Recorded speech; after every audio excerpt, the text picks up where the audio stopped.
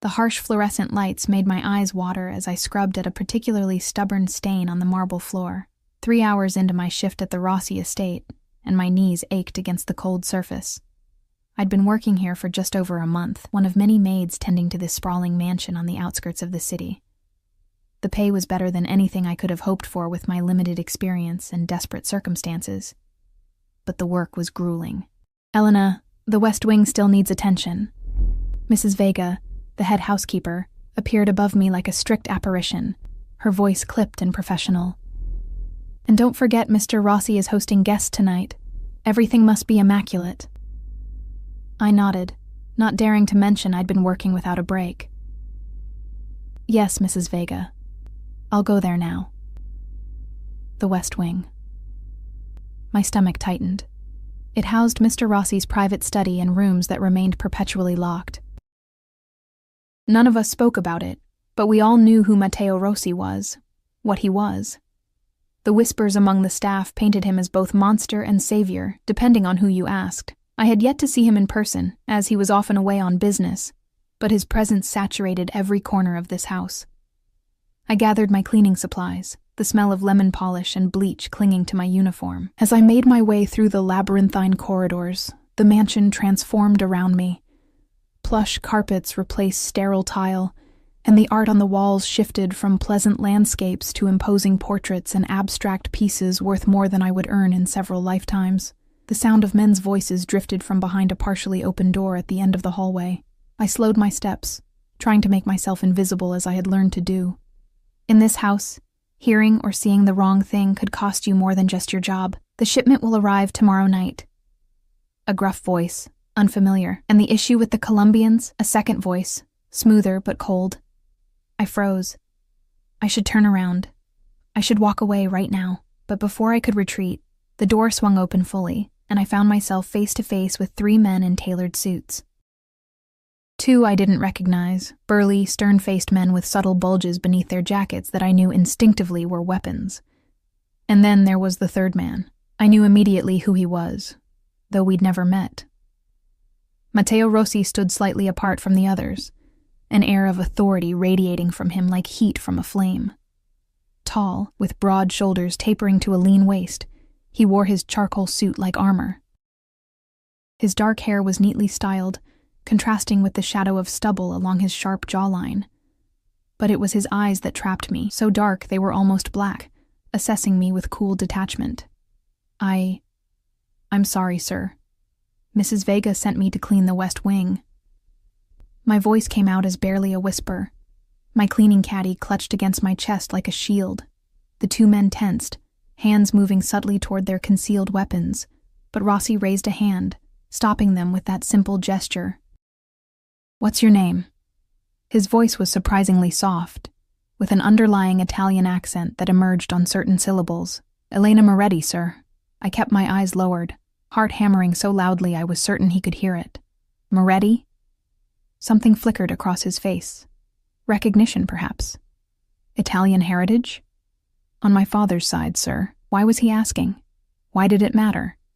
He studied me for a long, uncomfortable moment. Up close, I could smell his cologne. Something expensive with notes of sandalwood and amber. There was a small scar above his right eyebrow. A tiny imperfection on his otherwise immaculate face. "The West Wing will have to wait," he finally said. "Marco, Lorenzo, give us a moment." The 2 men exchanged glances but nodded and moved down the hallway, though not before giving me warning looks that made my blood run cold. "Follow me," Rossi said, turning without waiting to see if I would obey, as if there was any question. I followed him into what must have been his study. A vast room with floor-to-ceiling bookshelves, a massive desk of polished mahogany, and windows overlooking the manicured grounds. He gestured toward a chair across from the desk, but I remained standing, still clutching my cleaning supplies, afraid to sit in my dirty uniform on the pristine furniture. "Sit, Elena." This time it wasn't a suggestion. I perched on the edge of the chair, setting my caddy on the floor beside me. "Have I done something wrong, Mr. Rossi?" He moved to a bar cart in the corner and poured amber liquid into 2 crystal glasses. "Do you drink whiskey?" "No, sir. I don't drink on the job." A slight smile curved his lips as he set one glass in front of me anyway. Tell me how you came to work here. Was this a test? Mrs. Vega hired me after my interview. I have references. That's not what I'm asking. He leaned against the desk, looming over me. Why are you working as a maid in my home? You're educated. I can tell by your speech. And you're too watchful to be someone who has led a simple life. My mouth went dry. How could he see through me so easily? I needed the work, sir, and the pay is good. He took a sip of his whiskey, his eyes never leaving mine. Do you know who I am, Elena Moretti? You're my employer, sir. Don't play naive. It doesn't suit you. Heat rose to my cheeks. People talk. I've heard things. And what things have you heard? I swallowed hard. That you're connected, powerful, that your business interests extend beyond what's strictly conventional. He laughed, a surprisingly warm sound. Diplomatic. I appreciate that. He set down his glass. But I need honesty from those in my home. Those who might overhear things they shouldn't. So tell me, Elena, why are you really here? Because I've had you investigated since you started, and there are some inconsistencies. My blood turned to ice. Investigated? Do you think I let just anyone into my home without knowing everything about them? His voice remained calm, almost gentle, but I could feel the danger beneath. Your references check out, but before 6 months ago, there's very little record of an Elena Moretti. It's almost as if you appeared out of nowhere. I should have been more careful, should have created a more detailed background. But I'd been desperate, and this job had been too perfect to pass up. I left my old life behind, I said carefully, started fresh. Running from something? Or someone? Images flashed through my mind. Jake's face contorted in rage, the bruises hidden beneath my clothes. The baby growing inside me that I hadn't told him about before I fled. The baby I had lost in the stress of my escape. Both, I whispered, unable to meet his gaze. He studied me in silence for what felt like an eternity. Then he straightened and walked to the window, his back to me. My father used to say you can always tell a person's true character by their eyes. Yours tell a story of survival, Elena. I remained silent, unsure what response he expected. The thing about survivors, he continued, is they do whatever necessary to stay alive, including lying, including infiltrating places where they don't belong. I'm just a maid, I said, my voice stronger than I expected. I clean your house, that's all. He turned back to me, his expression unreadable. Then why did you take a picture of the documents on my desk yesterday? My heart stopped. The phone in my pocket suddenly felt like it weighed 1,000 pounds. I don't know what you're talking about. In 3 swift strides, he was in front of me, hand extended. Show me your phone, Elena. That's private. Nothing is private in my house. His voice hardened. Show me the truth, or things will become very unpleasant. With trembling fingers, I pulled my phone from my pocket. He took it, his fingers brushing against mine, sending an involuntary shiver through me. He scrolled through it quickly, expertly, his expression darkening. Then he looked up at me, eyes cold. Who are you working for? No one. Don't lie to me. For the first time, his voice rose, making me flinch. He noticed my reaction and immediately modulated his tone. You have photographs of my private documents, my security system, and the faces of my men. You are not just a maid, Elena Moretti, if that's even your real name. Tears burned behind my eyes. I was trapped, caught in a lie by a man who killed people for lesser offenses. Please, I whispered. I have my reasons. As do I for keeping you alive until you explain yourself. He leaned closer. Last chance. The truth. At that moment, the study door burst open, and Mrs. Vega appeared breathless. Mr. Rossi, forgive the interruption, but there's an incident at the gate. A man claiming to know one of the staff. He's making threats, demanding entry. Rossi's attention shifted. Who? Mrs. Vega's eyes flicked to me. He's asking for Elena. The blood drained from my face. It couldn't be. How had he found me? Rossi caught my expression, understanding dawning in his eyes. Describe him. Tall, muscular, light brown hair, a scar on his neck. He's quite insistent, sir. Security is holding him back, but he's causing a scene. Jake. It was Jake. I see. Rossi's eyes remained on me. Tell them to let him in. Escort him to the south parlor and ensure he's comfortable. I'll speak with him shortly. No! The word burst from me before I could stop it. Both Rossi and Mrs. Vega stared at me in surprise.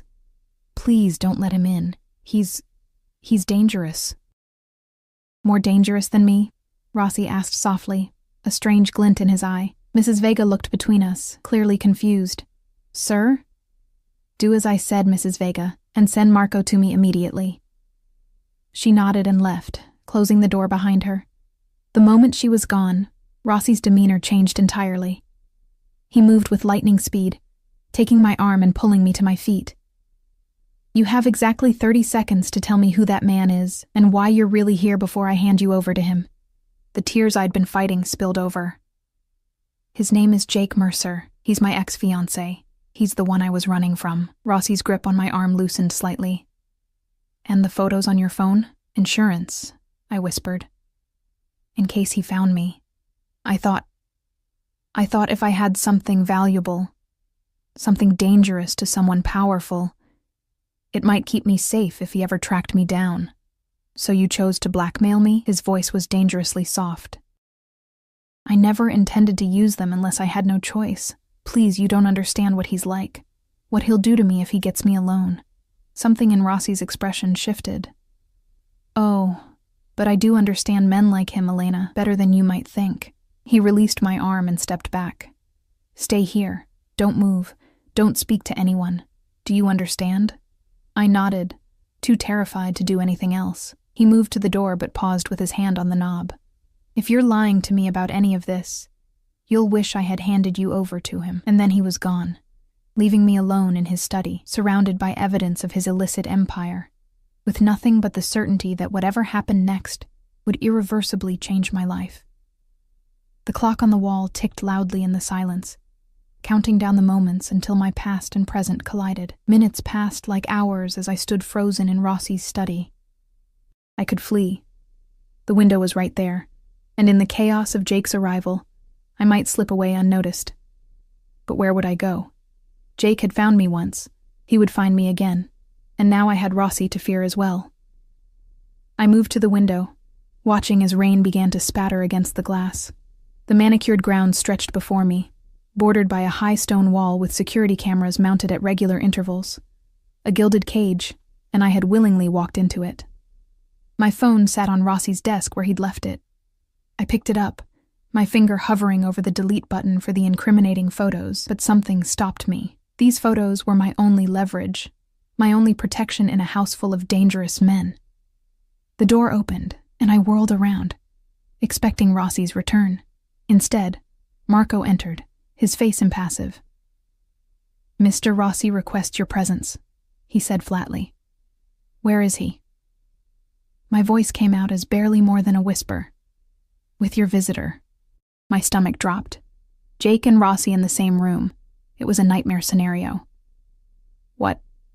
What is he going to do? Marco's expression didn't change. That depends on you, I suspect. Follow me. We moved through the mansion in tense silence. The usual bustle of staff was noticeably absent. Mrs. Vega must have cleared them away from whatever was about to happen. As we approached the south parlor, I heard voices, one raised in anger, unmistakably Jake's, and the other calm and measured, Rossi. Marco stopped outside the door. He said to wait until called. I nodded, straining to hear the conversation within. Don't care who you are. She's mine, and I've come to take her home. Jake's voice slurring slightly. He'd been drinking, which made him even more dangerous. Mr. Mercer, I understand your frustration, but as I've explained, my staff are under my protection while in my employ. Rossi sounded perfectly reasonable, almost bored. Protection? You're keeping my fiancé as, what, a maid? Do you have any idea who I am? I know precisely who you are, Mr. Mercer. son of State Senator Mercer, former college football star, currently unemployed despite your father's numerous attempts to secure you positions. I also know about your 3 arrests for domestic violence, all charges mysteriously dropped. And I know about the restraining order filed against you by Elena 6 months ago." The silence that followed was deafening. How did Rossi know all of this? He'd said he had me investigated, but this level of detail... "You don't know what you're talking about," Jake finally said, his voice lower, more threatening. "Elena and I had a misunderstanding. She overreacted. She's emotionally unstable, especially after losing the baby." My hand flew to my mouth to stifle a gasp. The baby. He knew about the baby I'd lost after fleeing. The stress and trauma too much for my body to handle. But how? I hadn't told anyone. "Is that what you tell yourself?" Rossi's voice had changed, taking on a dangerous edge I hadn't heard before. "That she's unstable? That she deserved what you did to her?" "Listen, you Italian piece of sh..." There was a sudden commotion, the sound of furniture scraping, a grunt of pain, and then silence. "Marco," Rossi called, his voice eerily calm. "Bring her in now." Marco opened the door and gave me a slight push forward. The scene inside made me freeze in the doorway. Jake was seated in a chair, but not by choice. 2 of Rossi's men, one I recognized as Lorenzo, stood on either side, hands on his shoulders, keeping him in place. Jake's face was flushed with anger and alcohol, a trickle of blood running from his split lip. His eyes found mine, and the familiar mixture of rage and possessiveness made my skin crawl. "Elena," he said, attempting a smile that came out as a grimace. "Baby, tell these men there's been a mistake. Tell them you're coming home with me." Rossi stood with his back to the fireplace, watching me intently. His posture was relaxed, one hand in his pocket, but there was nothing casual about the cold calculation in his eyes. "Elena," Rossi said softly, "your friend seems to think you belong to him, that you want to leave my employment and return with him. Is this true?" All eyes in the room were on me, Jake's pleading and threatening at once, Rossi's coolly assessing, the guards impassive. I straightened my spine, finding strength I didn't know I possessed. "No, I don't want to go anywhere with him." Jake lunged forward but was immediately shoved back into the chair. "You ungrateful bitch, after everything I've done for you. You think you can just walk away from me?" "I already did," I said, my voice steadier than I felt. 6 months ago. And I have a restraining order against you, Jake. You're not supposed to be within 500 feet of me." "A piece of paper doesn't mean shit," Jake snarled. "You're mine, Elena. You've always been mine, and no one," he shot a venomous look at Rossi, "is going to keep what's mine from me." Rossi moved then, crossing the room to stand beside me. Though he didn't touch me, I could feel the heat of his body, smell that expensive cologne. Somehow, his presence steadied me. "Mr. Mercer," Rossi said, his accent more pronounced now, "I'm afraid you've wasted a trip. Elena has made her choice clear. She works for me now, and she's staying." "You don't understand," Jake said, changing tactics, his voice taking on the reasonable tone he used to manipulate others. "She's not well. She's been through trauma. She lost our baby, and she hasn't been the same since. She needs help, professional help. Her family agrees with me. My family. The ones who had sided with Jake after he'd convinced them I was unstable, that my accusations against him were delusions. They hadn't believed me either." "Is that true, Elena?" Rossi asked. "Are you unwell? Do you need professional help?" I met his gaze, seeing something I hadn't expected. A genuine question, not a threat. The only thing wrong with me was believing I deserved what he did to me. "I'm not crazy. I never was." Rossi nodded slightly, then returned his attention to Jake. "You hear that, Mr. Mercer? The lady is staying. Now, I've been polite thus far because of your father's position, but my patience is wearing thin. I suggest you leave my property immediately and forget Elena's whereabouts." Jake laughed, an ugly sound. "You think I'm afraid of you? Do you know who my father is? One call from me, and he'll have the FBI crawling all over this place. Everyone knows what you really are, Rossi. A criminal.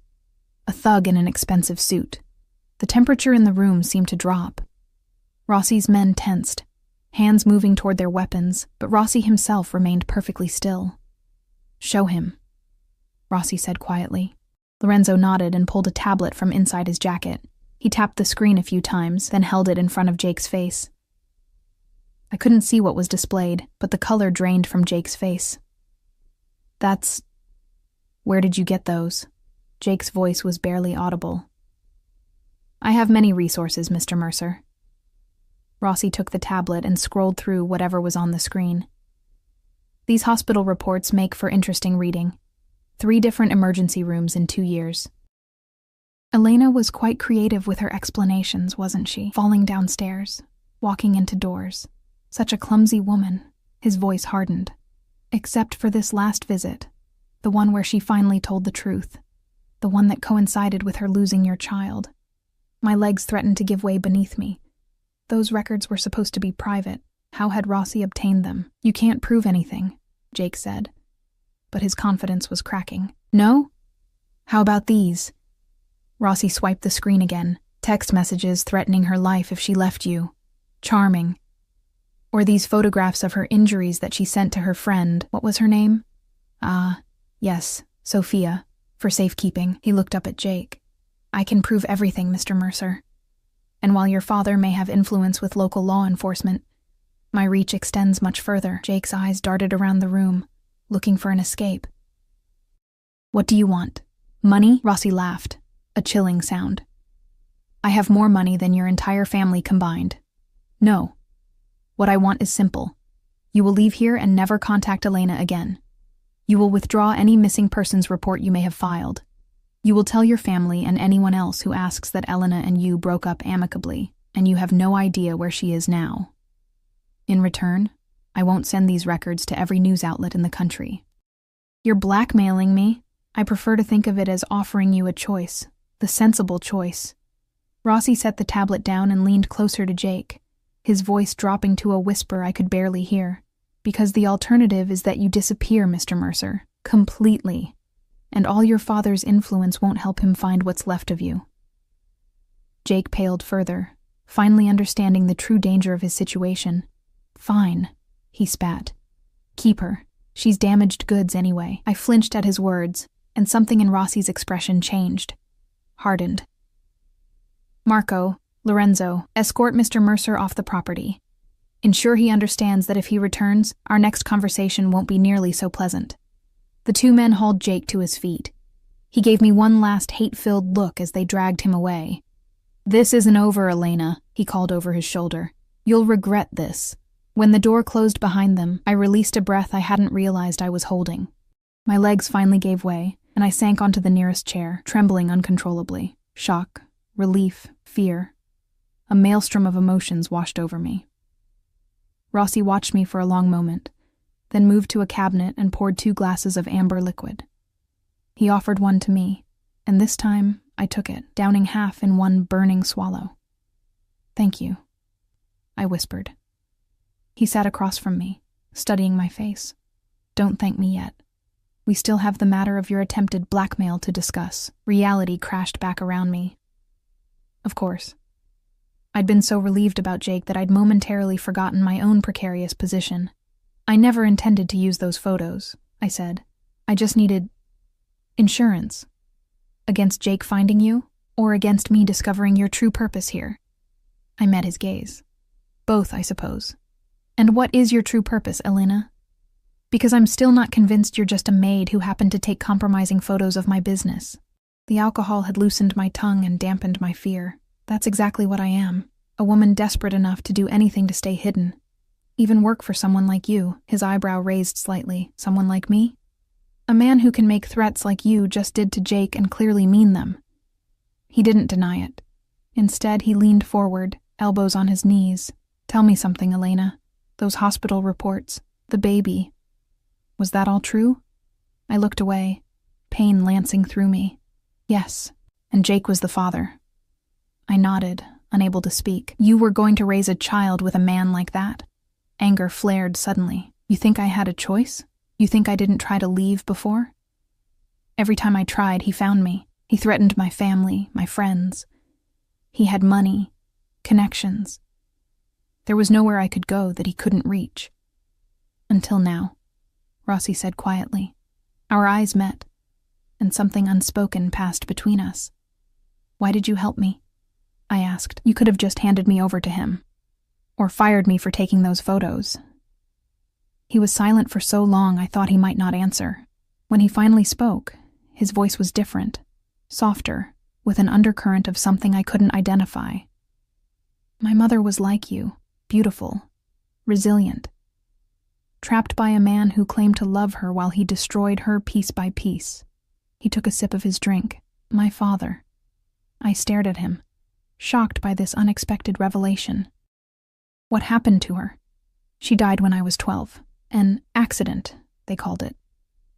But I knew better. His eyes had taken on a faraway look. I swore then that I would never become my father, and that I would never stand by while another man did to a woman what he did to my mother. I didn't know what to say. This vulnerability from a man like Rossi was the last thing I had expected. Your photos, he said, abruptly changing the subject. Delete them. Without hesitation, I took out my phone and erased every incriminating image I had taken. I held up the screen to show him it was done. What happens now? I asked quietly. He stood, straightening his already immaculate suit. Now, Elena Moretti, we have a decision to make. You know too much about my business to simply return to being a maid, and after tonight's display, Jake may not stay away forever, despite my warnings. Fear clawed its way back up my throat. Are you firing me? No. He moved to the window, looking out at the rain that was now falling heavily. I'm offering you a choice. You can leave. I'll provide you with enough money to start over somewhere new, with a new identity that even Jake won't be able to trace. Or? I prompted, when he didn't continue. He turned back to me, his dark eyes intense. Or you can stay. Not as a maid, but as my assistant. Someone who works closely with me, under my direct protection. Jake wouldn't dare touch you then. Your assistant? I repeated, bewildered. But I don't know anything about your business. A slight smile curved his lips. You know more than you should already, and you've proven yourself resourceful, observant. Qualities I value. Why would you trust me after I took those photos? I don't. Not yet, but I will be watching you very closely, Elena. And in time, perhaps trust will come. The clock on the mantel chimed, breaking the tension between us. Outside, the storm intensified. Rain lashing against the windows like nature itself was emphasizing the gravity of the choice before me. I need your answer, Rossi said. I looked at him. This dangerous, complicated man who had just saved me from my worst nightmare. Working directly for him would mean being pulled deeper into his world, a world I had only glimpsed from the margins. But it also meant safety from Jake, at least for now. I'll stay, I said, sealing my fate with 2 simple words. The rain continued through the night, drumming against the roof of my new accommodations. After I had agreed to stay, Rossi had immediately arranged for me to be moved from the cramped staff quarters to a spacious suite in the east wing of the mansion, closer to his private rooms. For your safety, he'd said, though I suspected it was also to keep me under closer surveillance. The suite was larger than any apartment I'd ever lived in. A bedroom with a king-size bed draped in luxurious linens, a private bathroom with a marble tub big enough to swim in, and a sitting room with floor-to-ceiling bookshelves. It felt surreal to be surrounded by such opulence after months of bare-bones living, first on the run and then in the servants' quarters. I stood at the window, watching lightning illuminate the grounds in brief electric flashes. What had I agreed to? Working directly for Matteo Rossi meant being pulled into his world, a world of power, danger, and secrets I wasn't sure I wanted to know. But the alternative, running again, always looking over my shoulder, seemed worse somehow. A soft knock at my door startled me from my thoughts. It was nearly midnight. Who would be calling at this hour? Cautiously, I approached the door. Who is it? I called, one hand on the lock. Mrs. Vega, Miss Moretti. I opened the door to find the head housekeeper standing rigidly in the hallway, her face a carefully composed mask that didn't quite hide her displeasure at my sudden change in status. Mr. Rossi asked me to deliver these to you, she said, holding out a garment bag and a small leather portfolio. Your new wardrobe will be delivered tomorrow, but these should suffice for the morning. You're expected in Mr. Rossi's study at 7 a.m. sharp.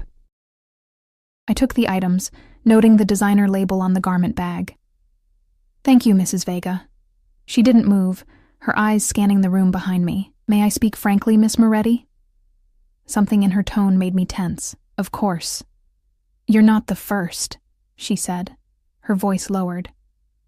Mr. Rossi occasionally elevates staff to positions closer to him. It never ends well for them. A chill ran through me despite the warmth of the room.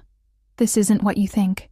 He offered me a job as his assistant because of my situation with Jake. Of course, she said, her tone making it clear she didn't believe me. Just be careful. Mr. Rossi can be generous, even kind in his way, but he's also dangerous. More dangerous than your ex-fiancé, though in different ways. Before I could respond, she turned and walked away, leaving me standing in the doorway with more questions than answers. Inside the garment bag, I found an elegant black dress and matching blazer, along with silk undergarments still bearing price tags that made me gasp. The portfolio contained an employment contract outlining my new position as personal assistant to Matteo Rossi, with a salary that was more than 5 times what I'd been making as a maid. I sat on the edge of the bed, contract in hand, reality sinking in. There would be no going back to my old life, not that I wanted to. But moving forward meant stepping into unknown territory. I thought of Mrs. Vega's warning, "You're not the first." What had happened to the others? Sleep evaded me that night, my mind too full of the day's events. When I finally drifted off near dawn, my dreams were a confusing tangle of Jake's rage and Rossi's dark, unreadable eyes. At precisely 6:55 a.m., I stood outside Rossi's study, dressed in the clothes he'd provided. The dress fit perfectly, almost suspiciously so, hugging my curves without being inappropriate for a professional setting. I'd pulled my hair back into a sleek ponytail and applied minimal makeup, unsure of what was expected in my new role. "You can go in," Marco said, appearing silently beside me. "He's waiting." I jumped, startled by his sudden presence. "Do you always sneak up on people like that?" A hint of amusement flickered across his usually stoic face. "Only the ones who need to learn to be more aware of their surroundings. Point taken." I knocked once on the heavy wooden door and entered at Rossi's. "Come in."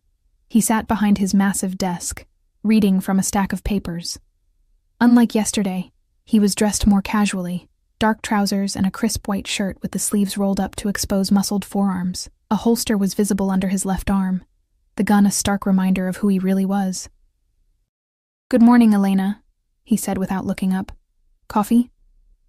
I noticed a silver tray on a side table with an elaborate espresso machine. "Yes, thank you." "Make mine as well. Black, 2 sugars." So this was how it would begin, with me making his coffee. I moved to the machine, grateful that I at least knew how to use one from my brief stint at a cafe before coming here. "I see the clothes fit," he commented as I brought him his cup. His eyes tracked over me briefly, professionally, but I still felt exposed somehow. "Yes, thank you." "How did you know my size?" A slight smile. "I'm observant." I took a seat across from him, sipping my own coffee. "What exactly will my duties entail, Mr. Rossi?" "Matteo," he corrected.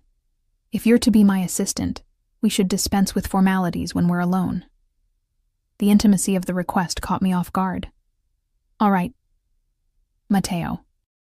His name felt strange on my tongue, foreign yet somehow familiar. He slid a tablet across the desk toward me.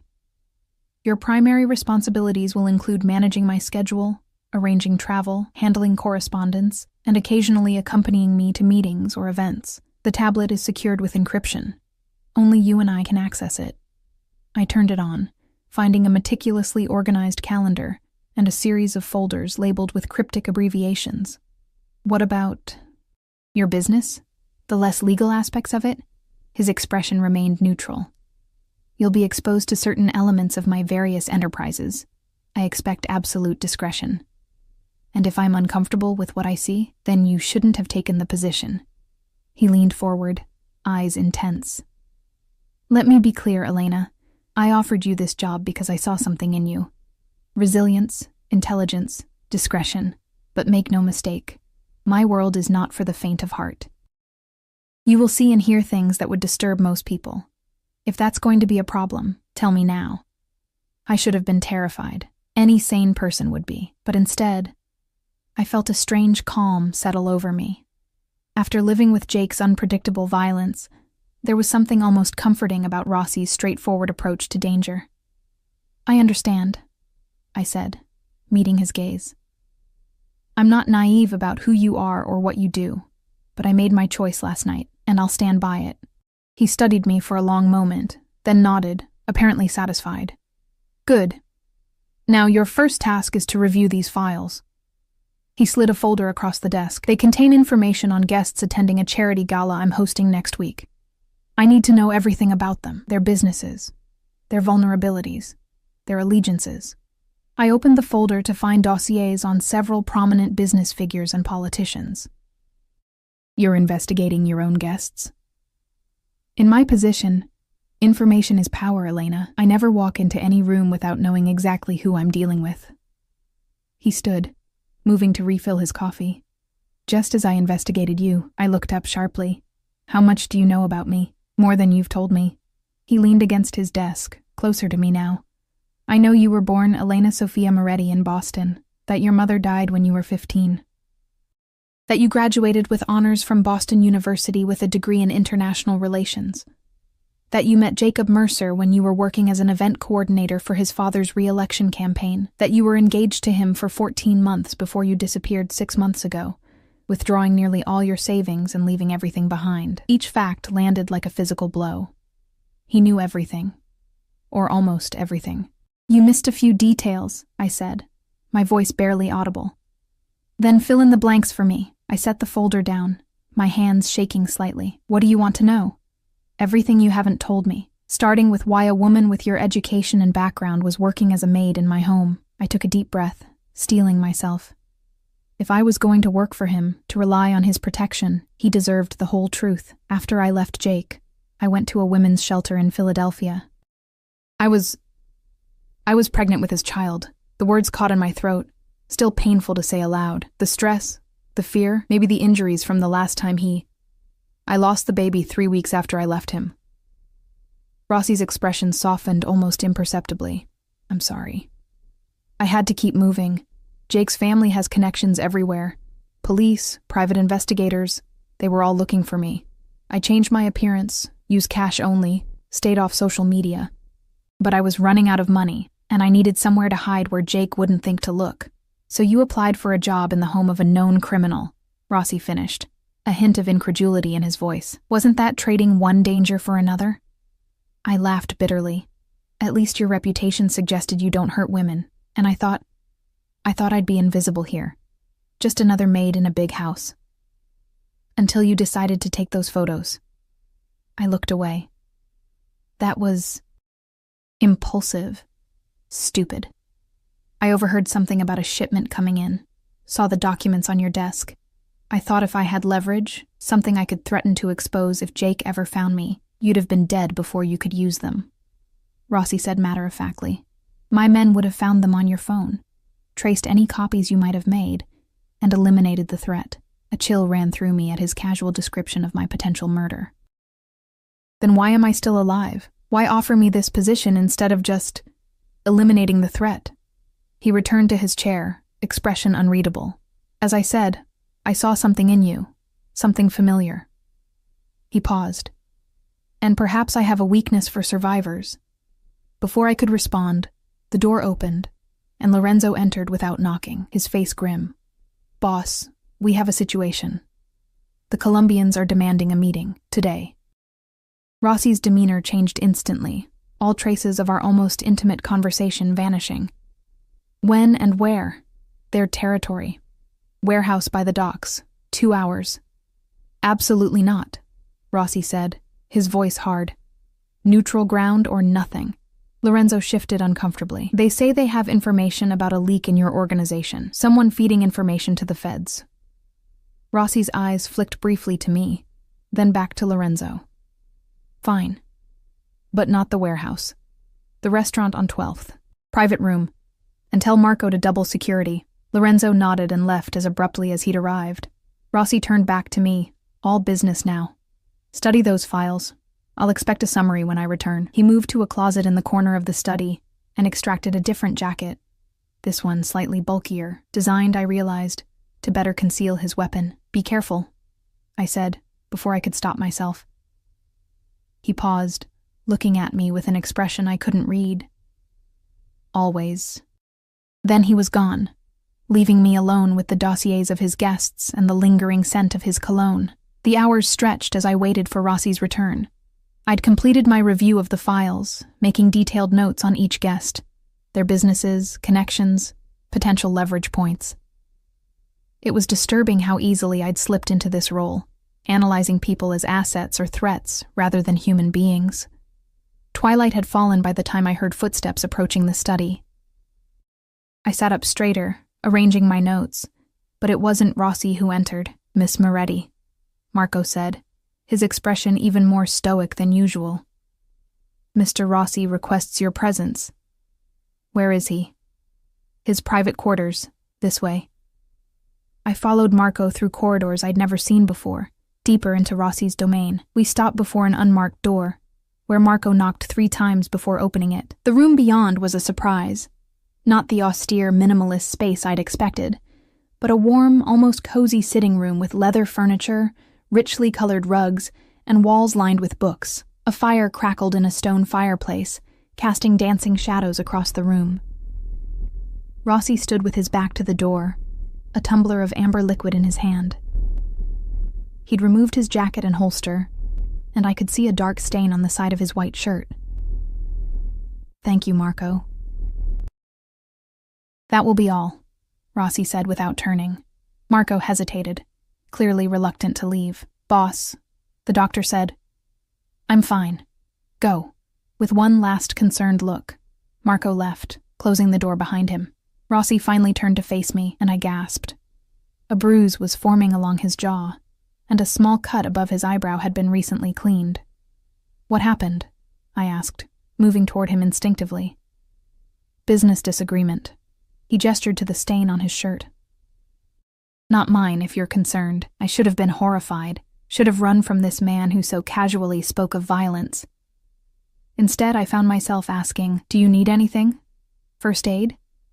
He studied me for a moment, then set down his glass. The doctor's already been here, but I could use your help with something else. He began unbuttoning his shirt, wincing slightly. The doctor wrapped my ribs, nothing broken, just bruised. But I need to change. I froze, uncertain. Was this a test? A seduction? But as the shirt fell away, revealing the white bandages wrapped tightly around his torso, I saw only vulnerability, not an advance. There's a clean shirt in the wardrobe, he said, nodding toward a door to what I assumed was his bedroom. I moved to retrieve it, hyper-aware of the intimacy of being in his private space. The bedroom was as I might have expected. Dark woods, rich fabrics, impeccably organized. I found a shirt hanging in the massive wardrobe and returned to find Rossi sitting on the edge of a chair, looking uncharacteristically tired. Here, I said, holding it out. He took it, but made no move to put it on. The meeting didn't go as planned, he said, his voice low. The Colombians were setting us up. Someone had told them things they shouldn't know about my operation. I tensed. The leak they mentioned? No. That was just to get me there. His eyes met mine. They were going to kill me, Elena.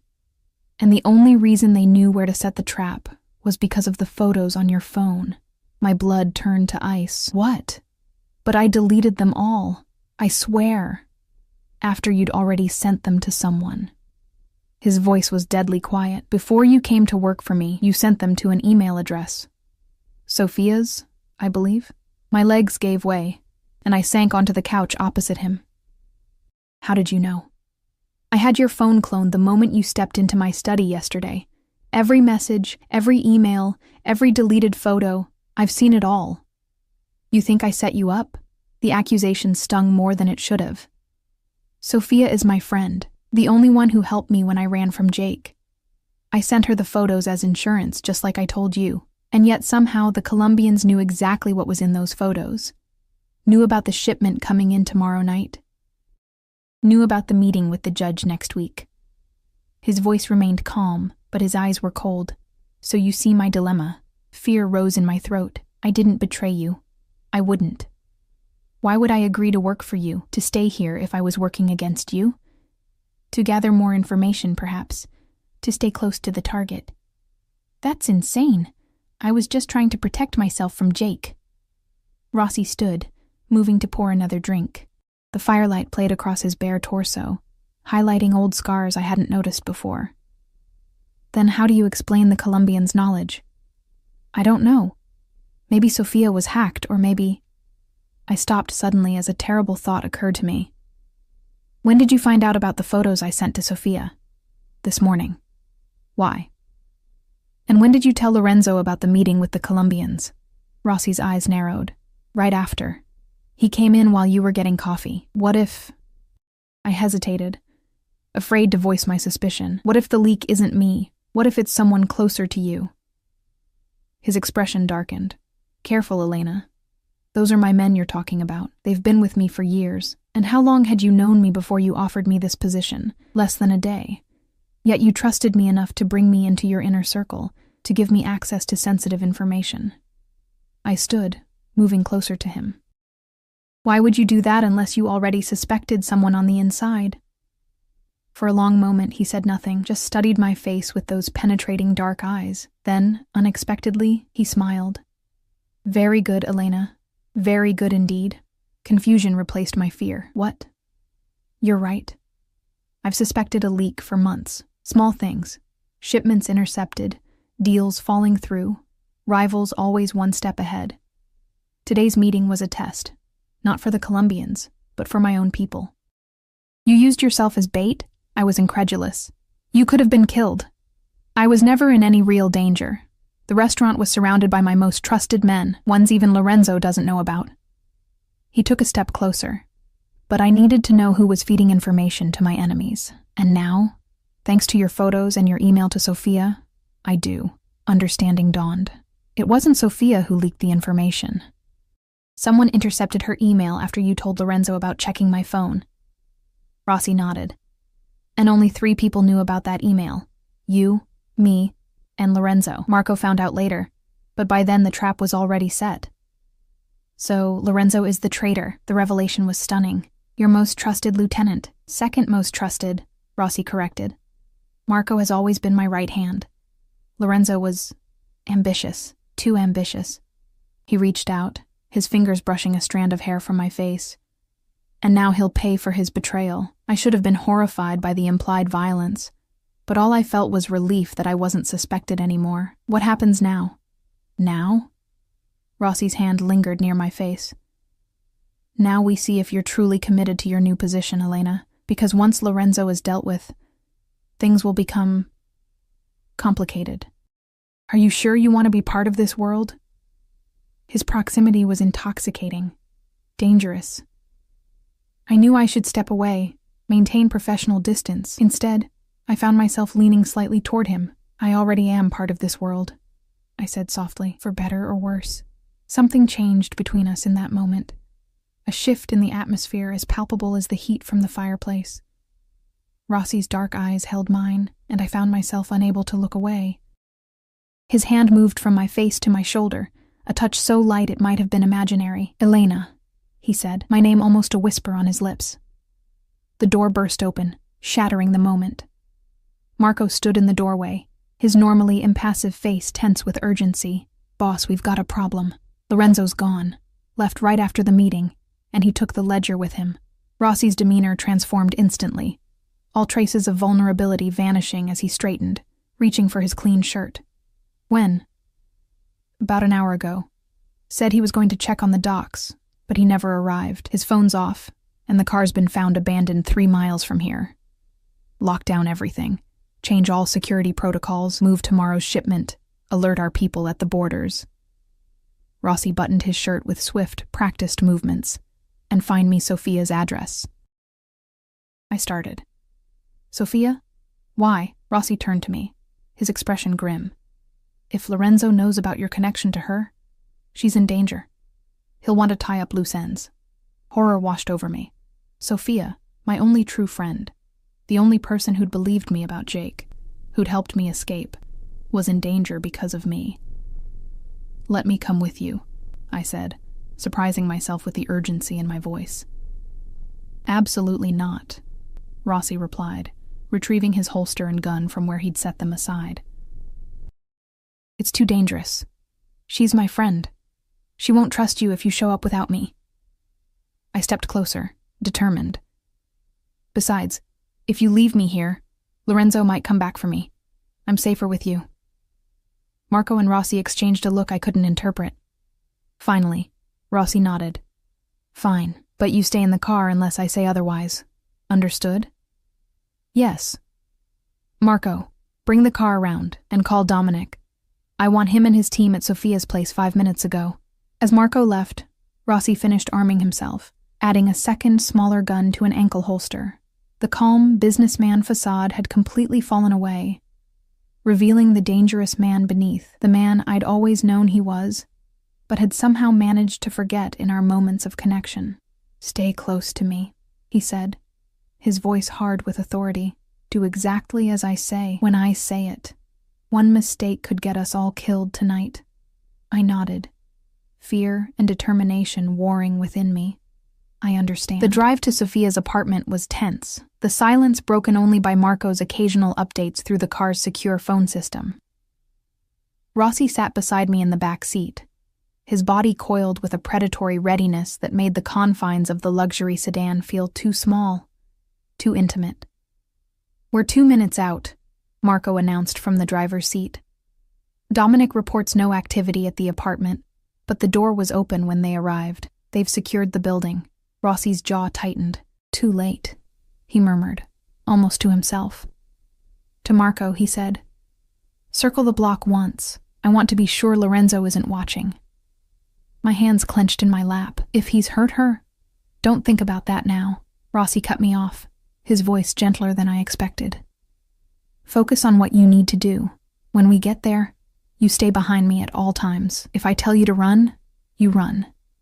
If I tell you to hide, you hide. No questions, no hesitation." The gravity of the situation hit me fully then. This wasn't a movie. It was real danger, real lives at stake. "I understand." Marco drove around the block once, then pulled up behind an unmarked van half a block from Sophia's building. A man I didn't recognize approached the car as we stopped, leaning in to speak to Rossi through the window. "Building's clear, boss. No sign of Lorenzo, but the place is tossed. Looks like he was searching for something. And the girl?" "Not here. Neighbors say they heard a disturbance about an hour ago. Women screaming, then nothing."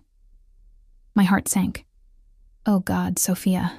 Rossi turned to me, his expression unreadable. "You said you sent her the photos. How? Email?" I nodded. "From a burner account I set up. I gave her the password so she could access it if anything happened to me. Would she have printed them? Saved them somewhere?" I told her not to, but I bit my lip. "Sophia's cautious. She might have made a backup." Rossi exchanged a glance with Marco. "Lorenzo's looking for the photos. If he finds them before we find him, he'll sell them to the highest bidder," Marco finished. "Probably the Colombians. We need to find him." Rossi turned back to me. Would Sophia have told him anything, under pressure? The implication made me sick, but I forced myself to think rationally.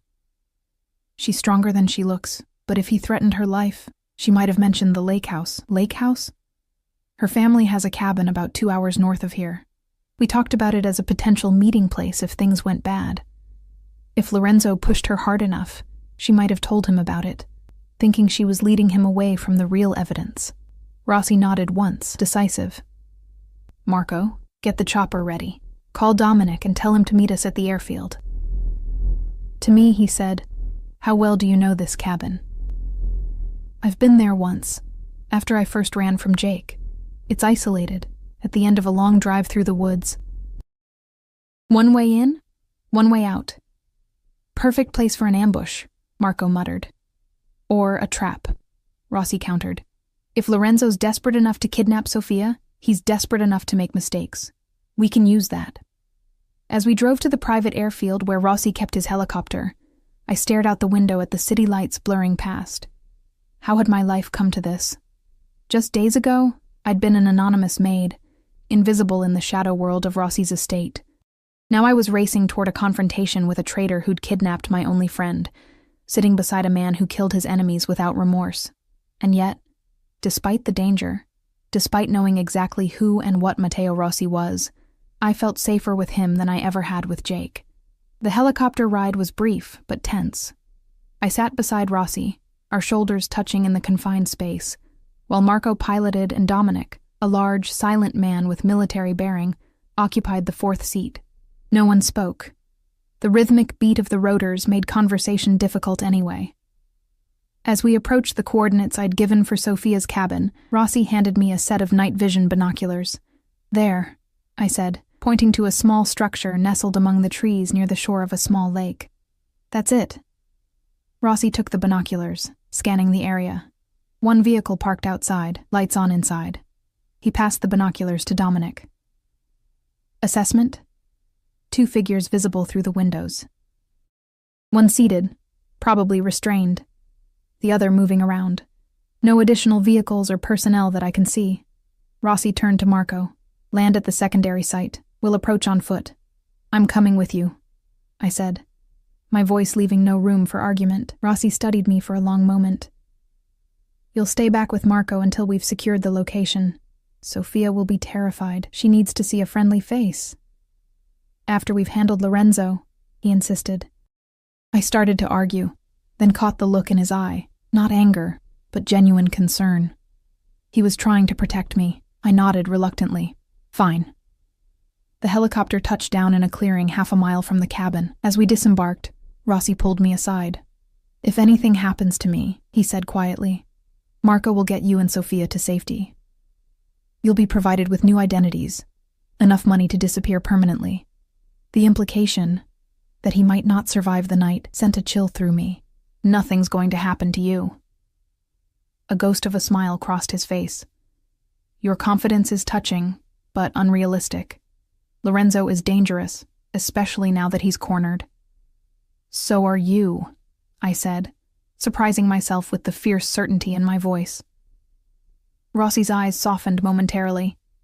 He reached out, his hand brushing my cheek in a gesture so brief I might have imagined it. "Stay with Marco. That's an order." He turned away, signaling to Dominic, and the 2 men disappeared into the darkness of the forest, moving with the silent precision of predators. Marco stood beside me, his hand resting on his weapon. "He'll be fine," he said, correctly interpreting my worried expression. "I've seen him walk away from much worse situations." "How long have you worked for him?" I asked, needing the distraction. 15 years, since he first took over the family business." "You mean when his father died?" Marco gave me a sideways look. "That's the official story." I remembered what Rossi had told me about his mother, about his father's abuse. He killed him, didn't he? His father. Marco's silence was answer enough. We waited in tense silence for what felt like hours but was probably only minutes. The night was eerily quiet. The only sounds the gentle lapping of the lake against the shore and the distant call of an owl. Then, suddenly, the stillness was shattered by the sharp crack of gunfire. "Stay here," Marco ordered, drawing his weapon as more gunshots echoed through the night. "But Sophia—" "We'll die if you rush in there and distract Matteo," he snapped. "Stay. Here." He disappeared into the trees, leaving me alone with my fear and helplessness. The gunfire had stopped, replaced by an eerie silence that was somehow worse. I paced the small clearing, my imagination conjuring terrible scenarios. Rossi bleeding out on the cabin floor, Sophia caught in the crossfire, Lorenzo escaping to hunt me down next. I couldn't stand it anymore. Ignoring Marco's orders, I moved toward the cabin, staying within the tree line.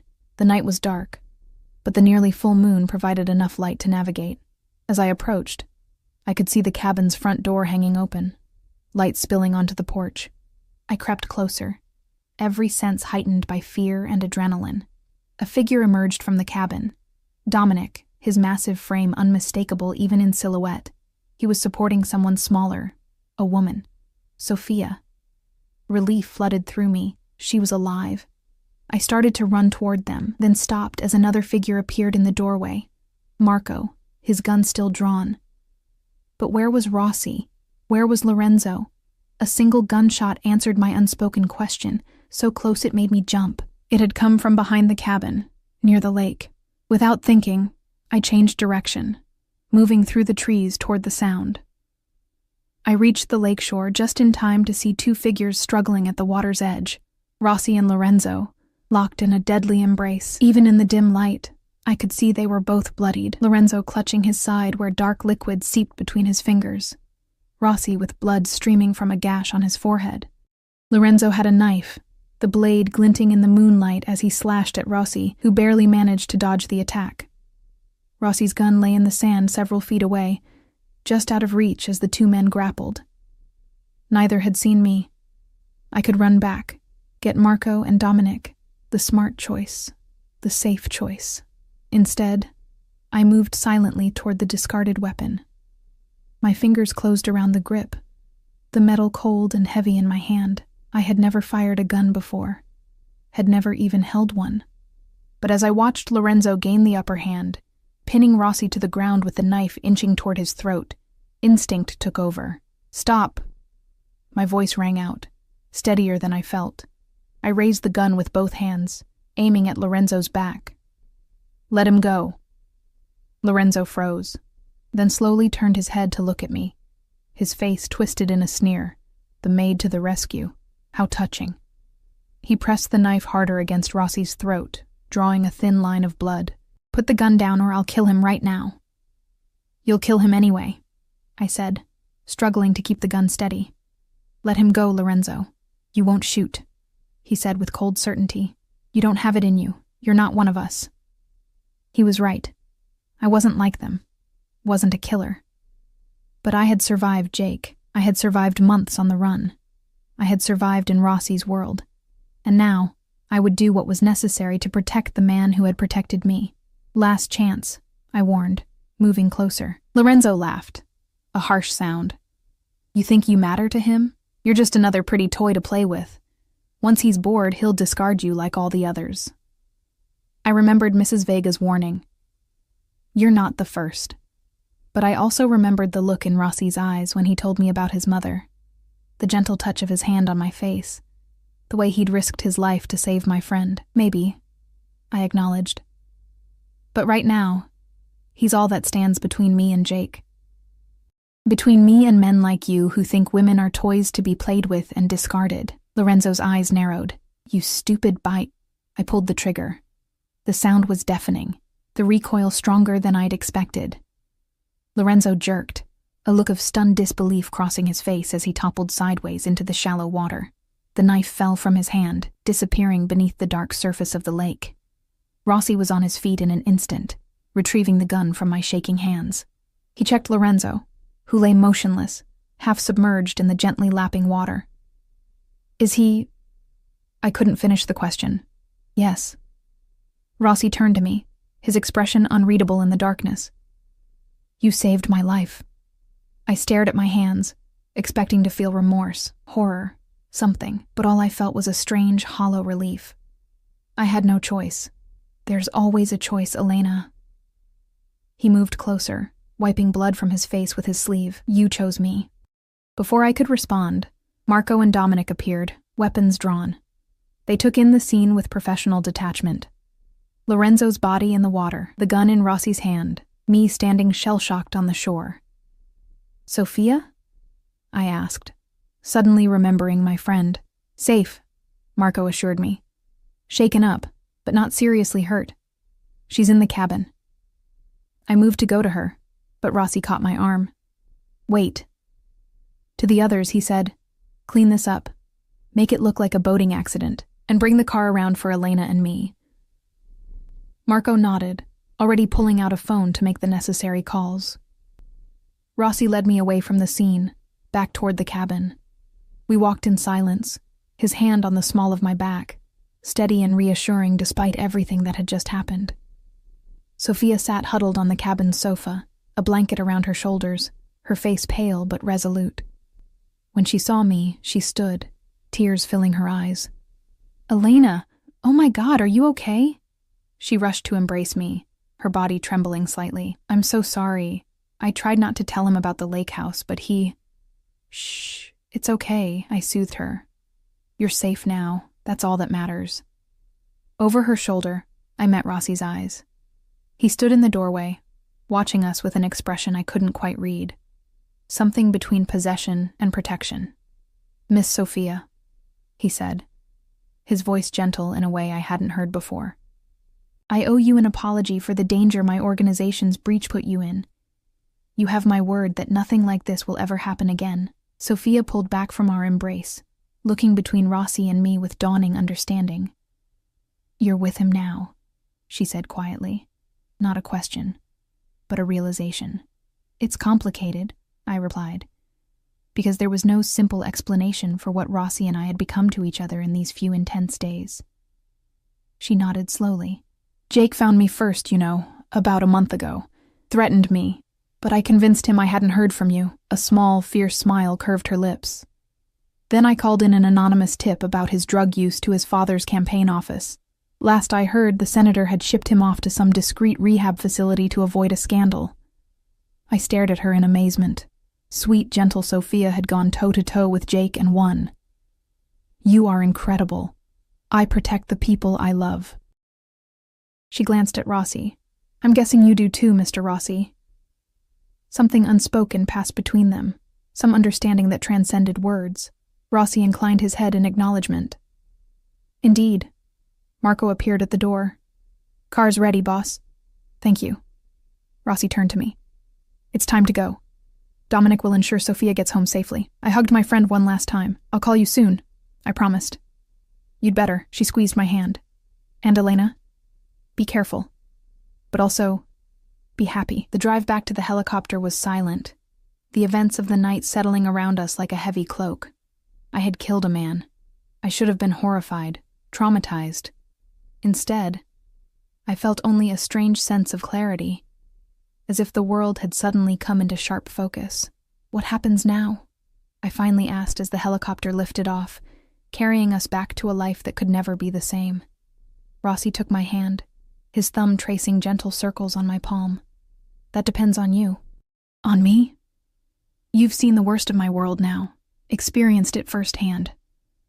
His dark eyes searched mine. "You could still walk away. I would set you up somewhere safe, somewhere not even Jake could find you if he ever gets out of rehab."